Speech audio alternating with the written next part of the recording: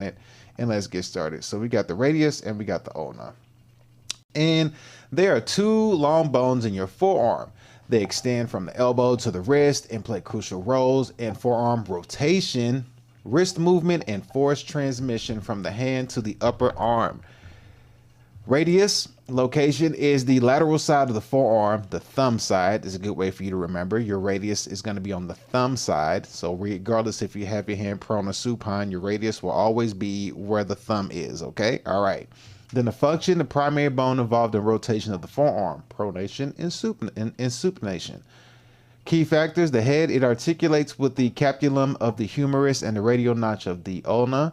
The neck, just below the head. The radial tuberosity is going to be the muscle attachment site for bicep brachii. And then you have the styloid process, which is the distal end. It articulates with wrist bones, which is the scaphoid, and forms part of the wrist joint. The ulna, the location, the medial side of the forearm, which is the pinky side. So your ulna is going to be on the pinky side right there. So if you turn your hand, doesn't matter. Your pinky, your ulna, they go together. The function involved in elbow hinge movement, flexion and extension. Oh, interesting. Now that they say that, may help me understand the injury that I had, or may still have. Who knows? We'll see. The key features are going to be the acromion, the bony point of the elbow, the insertion for tricep brachii. Then you have the coronoid process, which is going to be the anterior projection that stabilizes the elbow. You have the trochlear notch, which articulates with the trochlea of the humerus. And then you have the radial notch, which receives the head of the radius.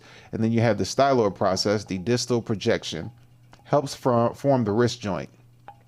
And then we have the forearm rotation, pronation and supination. When the palm faces up, supination, the radius and ulna are parallel.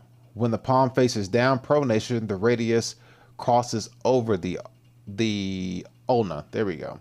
And any clinical notes? I guess we could look at that. Well, we don't need to know about all that, but that's what's going to be what the radius and the ulna is all about. Clinical notes, we'll go over it. Colles fracture, a common distal radius fracture from falling on the outstretched hand. And then the Montaguer fracture, a fracture of the ulna with the dislocation of the radial head. So those will be two, type of fractures that you can have on each bone. So if you ever had an issue and you hurt yourself a certain way, that'll be a particular issue there or injury that you could have. So that is going to be it for me reading on the radius and ulna.